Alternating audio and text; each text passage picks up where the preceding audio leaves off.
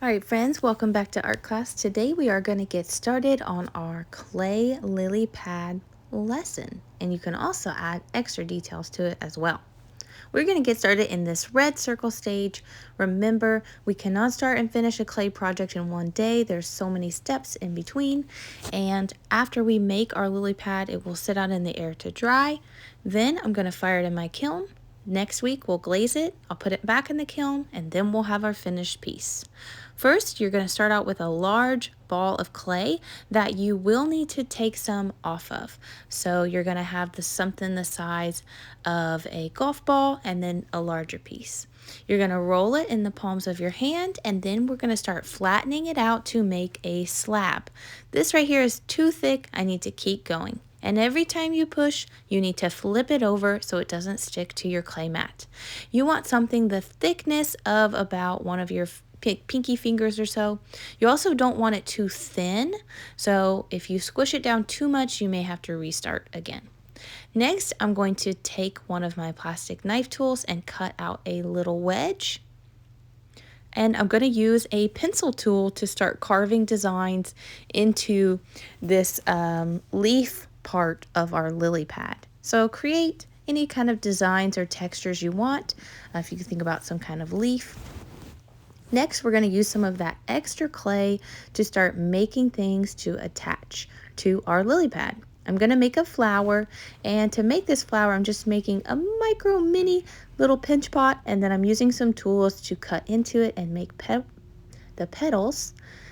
If we attach any clay together, we need to slip and score it, which means get it wet and scratch it. The best way to do that is with a toothbrush. So you're going to dip the toothbrush into the water bucket and then apply it on your clay, and then you can press and attach anything to it. Next, I am trying to form a little frog, so I'm doing the same thing. I'm making like a little miniature pinch pot, and I'm attaching it to the front of the lily pad, and then I'm just going to use any of the extra clay that I have to add any details.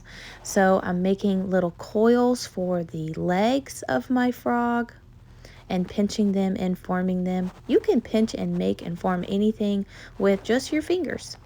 Remember, to attach anything, we need to make sure it has a little bit of water on it. Next, I am going to form the eyes. So I'm making small balls about the size of M&Ms, and then dipping it in the water and attaching it to the little mini pinch pot I have. Next, I'm going to use some details like the pencil tool and poke eye slits. I'm adding little arms and a tongue inside. I'm poking a little nose holes as well. So just have fun with it today.